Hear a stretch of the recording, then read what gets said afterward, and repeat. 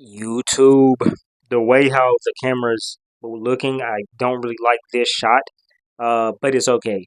Welcome to Deeper Talks. Deeper Talks is basically me talking about philosophy. Philosophy is something that I've always had a love for. Um, I always say that if I ever went to school, even though I do know that philosophy can't give you a job, right? But if I ever went to college, that's probably something I would more than likely major in. If not major, I would definitely minor in and then probably also get my degree in and eventually end up majoring in philosophy. But so I do have this series on my Instagram and TikTok, okay? But on my Instagram and TikTok is more so to kind of give an overview with a little bit of commentary. But here is to give a lot of commentary, more deeper talks, and more thought provoking things. So none of this stuff is written down, any of the questions I may ask or any of the things I may say. But I just talked about it on my Instagram, so we're going to talk about it here. So we're going to talk about the second insert of Beyond Good and Evil by Frederick Nietzsche, okay, by Frederick Nietzsche, Beyond Good and Evil. The reason why I did not have commentary on the first insert is because the first insert is more so like introductory, um, and also he's kind of just dogging on the philosophers of that time, comparing them to women, which is very sexist. I'm not gonna lie. He says like philosophers of that time are kind of dogmatic, and he tries to say like obviously comparing philosophy to women, right? Because he's like imagine if philosophy or philosophers were like women. And dogmatic just means that this person feels like they're right without any rhyme or reason. That's a very sexist take. If you break that down to today's time, it's like guys who be saying, "Oh, women always think they're always right," or "Happy wife, happy life." As long as your wife is good, like you got nothing to complain about. Like just a very sexist thing to say. Um, Now the second insert, right? I say, hold on, we gotta get to it. We gotta get to it. Insert two, understanding. We are hit with a thought provoking question in the beginning of the insert. He states, how could something originate in its antithesis? If you guys do not know what antithesis means person or thing that is the direct opposite of someone or something. Okay? Um, how could something originate in its antithesis? Truth and error, for example, or will to truth and will to deception, or to the unselfish act in self-interest, or the pure radiant gaze of the sage in conventuousness. Now, I don't know what I kind of forgot the definition of conventuousness, so I'll put it right here on the side. Um, but I think it does have a negative connotation. Um, Now I want to talk about this as a whole.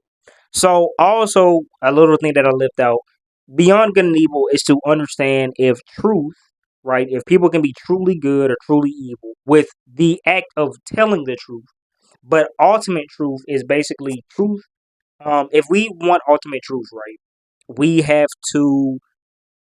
It's not necessarily being good since birth, or just not telling lies, but also it's more so my understanding of it is ultimate truth is the act of not telling the truth out of something negative. So majority of the time when you get the truth from someone, right? Like when you want someone to tell you the truth, it's usually through something negative happening. You found out they lied, right? Or they're hiding something.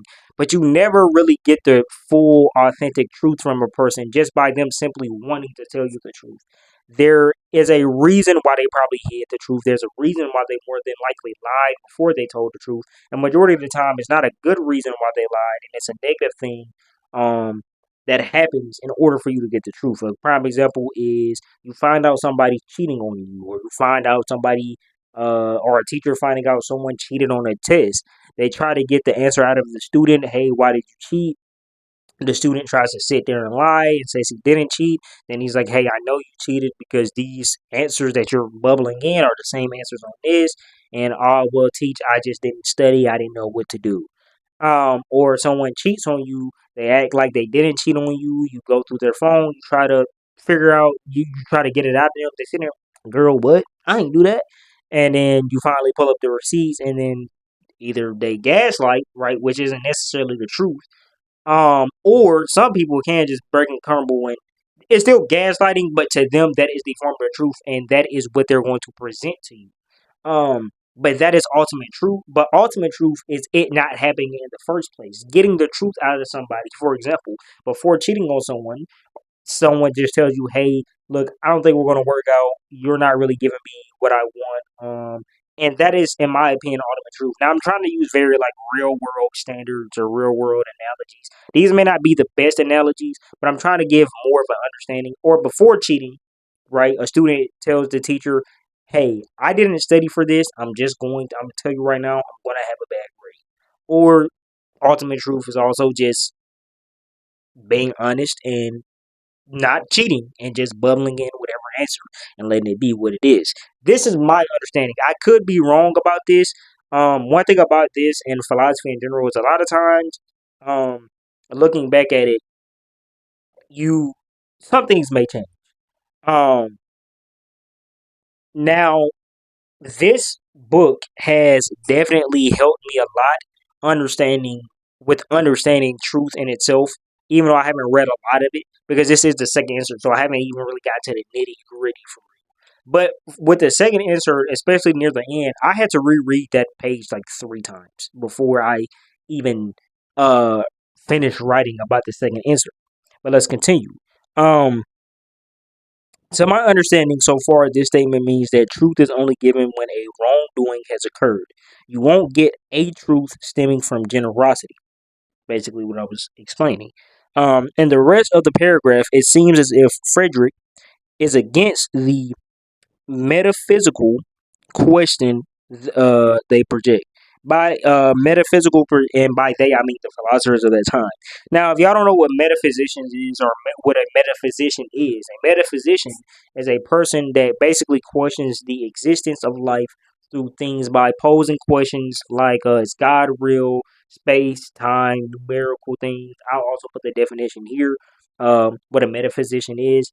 Um, and this whole second insert, he's kind of also still kind of dogging philosophers of that time. What it seems like is that Frederick does not like the philosophers of this time because, again, he made he did say that a lot of the philosophers of that time are very dogmatic. Um, a lot of the times, because he also said it's like within the big dogmatic, and it's further him further explaining their dogmatism. It's that um philosophers of that time made everything that they spoke seem absolute. And it seems as if Frederick did not really like this idea. He did not like this concept that uh he didn't believe that philosophers were being philosophers, but more so they were playing like a mini role of God. Now he didn't say this, and this is nowhere in the book, but this is what I'm assuming is that like instead of philosophers posing questions and answering these questions, but kind of presenting them in a way where it's like, hey, this is my belief, but this does not mean that you guys have to believe it. Um, Instead, it's like this is my belief and you guys should believe it, right? For example, a very prime example because we will be relating this to real world issues. Red pill, red pill, black pill is very dogmatic. Red pillars believe women shouldn't vote. Red pillars believe in the trad wife and the world would be better if it was men this, men that. Black pill looks maxing. Your looks is the only thing that it is the main thing that matters, the most important thing. Which it doesn't matter how you frame it, you box it in. Looks maxing, black pill, red pill is stupid in general. Believing one ideal so strongly and never questioning it is a issue. And I feel like that is going to be a bigger issue later in time if we don't call these people out and tell them. Because the thing about red pill and black pill, they are just as bad as the people that they blame. They want to sit here and they want to blame, the OF models and the digestion or ingestion of, R grade R or 18 plus material. But they are also the hypocrisy in this is they also are putting bad seeds in the young children's head, young men and women's head. You're telling these people to be this way instead of preaching of going out and figuring out for yourself or being your own person. you're making these people subscribe to an idea for life, right? Just like OF. Now, necessarily, you don't have to subscribe for OF for life, but if we're thinking about addiction, um, in addiction, sometimes if you're not strong enough to kick that addiction, it is for life. Right now, I am not saying I have anything with OF models or anything like that, but I am saying that they are just as it's ironic. It is very ironic that they are talking about how this weak mindset subscribing to this one thing that can damage the youth, but red pill and black pill equally, if not worsely is not a word, but if not in a more worse way, damages the youth because again, you're telling these children to subscribe to a mindset for life that doesn't work for everybody, right? That also is not very human either. Treating another person like shit because of the gender, because of a biological difference, does not matter. Telling kids that, hey, if you aren't a Chad, you're basically ugly as shit regardless, is fucked up. That is how you make body dysmorphia. That is how you breed more insecurity. And you can't make insecurity look pretty just because you change some structures in your face. You're still insecure. Okay? So, back to this. Um, the best example I could give of this is when he says, "Who is willing to concern themselves with the dangerous perhaps, for we have to await a new species of philosopher, one which poses taste and inclinations opposite to and different from those of its predecessors." So, what he is saying here is that a lot of these philosophers of that time, they never questioned the tangible. Excuse me if y'all heard me, but they never questioned the tangible. All right, these philosophers never really questioned anything that. I guess the best way I could say it is these philosophers never questioned the right and the wrong, but they more so question things that were out of beyond human understanding. God, right? Because a lot, I'd say it further down in this in my analysis, but I don't have a good historic background or reading or knowledge of this time period, Roman and Greek time period with philosophers and stuff like that. So a lot of things I couldn't be saying could be like historically wrong, but around this time religion was very, very prominent. If you were against the religion, you basically were a devil. You were hell. And there was a lot of laws formed around to protect religion, but also to just think and believe this one religion. Um, and basically, he's hoping that the new age of philosophers question not the untangible, but the tangible. Question if good and evil can coexist within that person. Question if truth and a lie can coexist. Um, question if um I had it on right there, but I forgot. But basically, question if can good things come out of bad? Can bad things come out of good? Right? Question these things that can actually somewhat be answered instead of worrying about things that you may never or anyone may never have an answer to. Now that doesn't mean never question it, but in order for human understanding, sometimes you have to be more human and ask more humane questions to help other people understand, right? Um, Me, for example, I'm a very metaphorical guy, and I speak in a lot of analogies, and that's how I just use examples.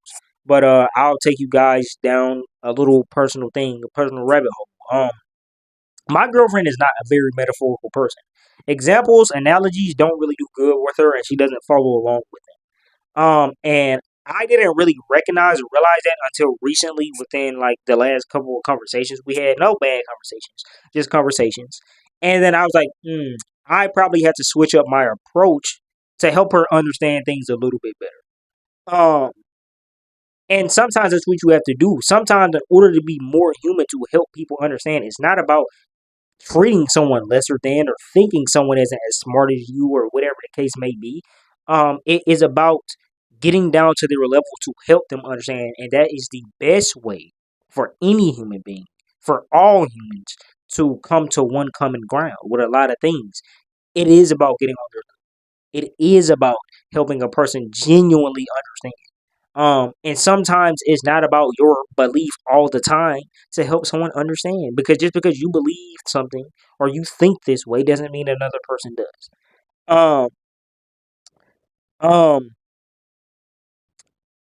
he says that all before talking. He says this all before talking about how the philosophers of that time only seem to question and focus on the metaphysical value.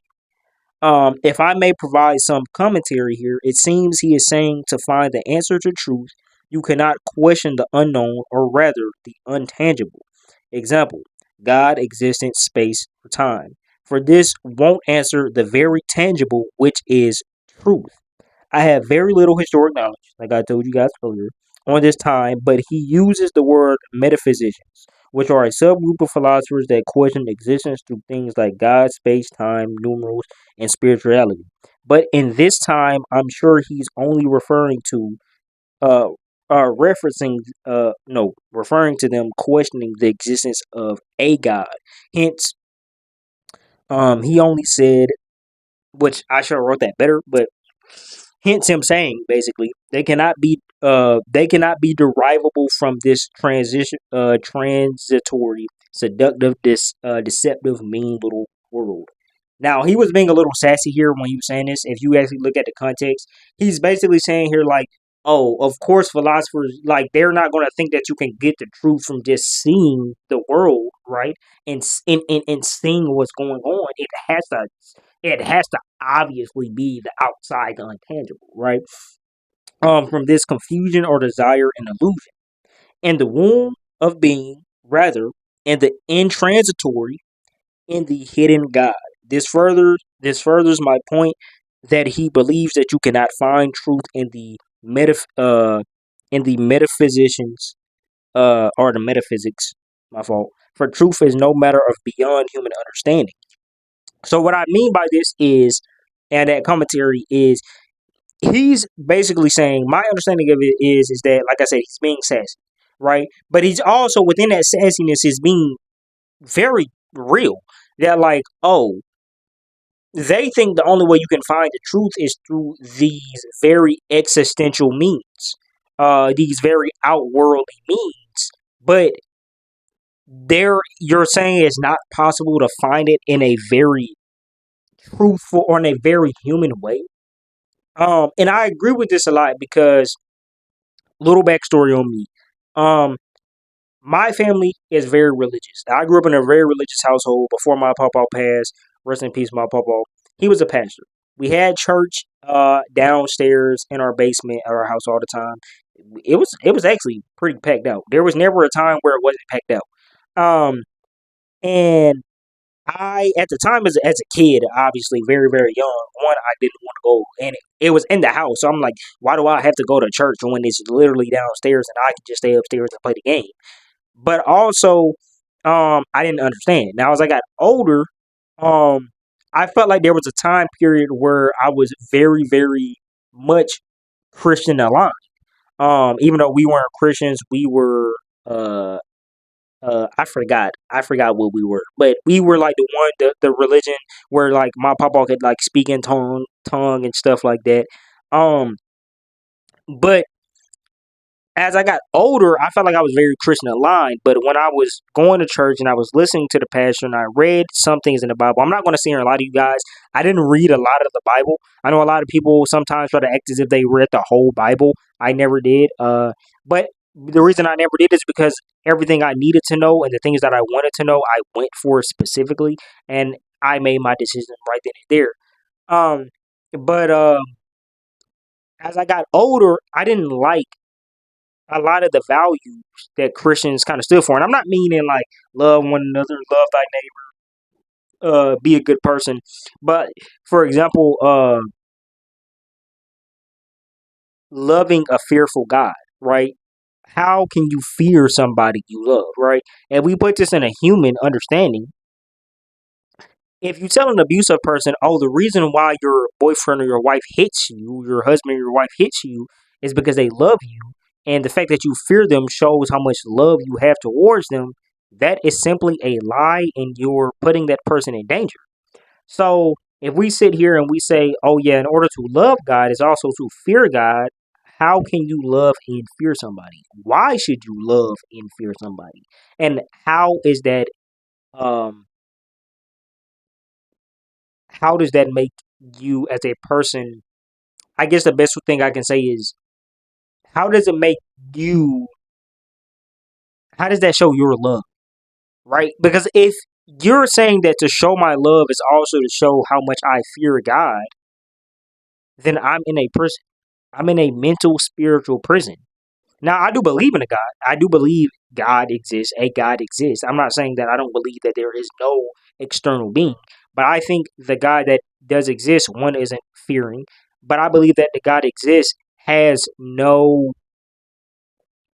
he has a connection to this world, or he, she, whoever the God is. The God has a connection to this world, but they have no control. Um, they don't see us as pawns. They don't see us as brothers and sisters. The God simply sees us as, yes, a part of them, but parts of them that they are do not want to control. I don't believe karma is. I do believe karma is a thing, and that to the extent of, I don't believe karma is is a universe thing. I believe karma is a very human thing. For example, if you hit somebody, the karma is either that person is going to hit you back, that person is going to put you in jail, or the person is going to do nothing. I believe karma is very much in the human hands. I don't think karma is a very spiritual thing. Um, but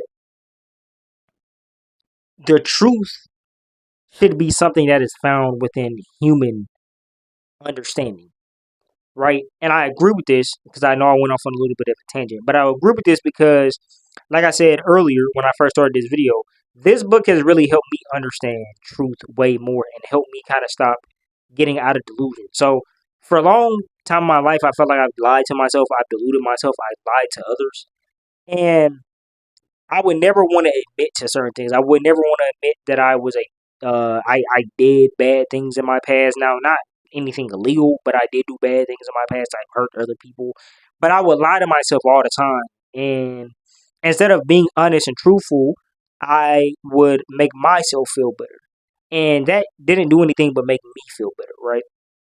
And the truth became very skewed. The truth became whatever I wanted to believe. Um, and but I said this book really helped me a lot because it made me realize that a lot of people tend to tell the truth only when wrongdoing is happening, and it doesn't feel great to do that because after that it becomes a pride and ego thing to tell the truth. It becomes accountability. Truth becomes accountability when you have done wrong instead of truth just being truth. Um, if you're not happy with something with someone, instead of lying to yourself and leading something on or someone or leading yourself on, be honest so you don't have to feel that pain of accountability. And not because you don't want to take accountability. I I learned the art of taking accountability, yes. But you always want to seem as a truthful person because that's what builds trustworthiness between you, your peers, your lover, your friends, your family. So I am here to kind of pose the question to you guys. Where do you think truth comes from? What and what do you hope to change, right? About where truth comes from? Do you hope that more people learn to just automatically, openly tell the truth? And I'm not saying that there are people out there that don't do that. There are people out there that do that. But do you hope that people are more out there that openly tell the truth? Or do you feel like, not necessarily is there a good reason to hide the truth, but do you feel like sometimes deluding yourself or deluding others to some degree, I guess, uh, makes the truth more bearable? and why is that? But yeah, I hope you guys enjoyed this. I'm going to make more videos. I gotta get more. I think what I'm gonna do in between. Oh, I'm sorry, y'all. In between these videos is kind of think on these a little bit more because I feel like my biggest issue here, and I said this same thing earlier because I was talking to my girlfriend about this. Um, with the commentary, I don't. When I write it down in here in my journal, I try to like write it down fast so I can write down what I'm thinking. But I never really like ponder. Like I do kind of somewhat sort of ponder on what I'm thinking, but not a lot. So I think I got to just get better at that, better at my commentary with it. And when I say commentary, I mean just better, uh, more deeper, thought provoking. But yeah, we're gonna get into it. I'm gonna read this whole book. I have the Republic coming in tomorrow actually, but we're gonna still be on this. I'm gonna be writing stuff on the Republic too, but just not but y'all will kind of get it like after I finish this maybe, or well, Beyond Good and Evil, then y'all will get the Republic. So the videos are going to kind of somewhat sometimes be dated depending on when I release certain ones. Um, but yeah, and I also have Meditations by Marcus Aurelius. I know a lot of people love Marcus Aurelius. I definitely am gonna do that too. So yeah, I love y'all, and we just gonna keep diving.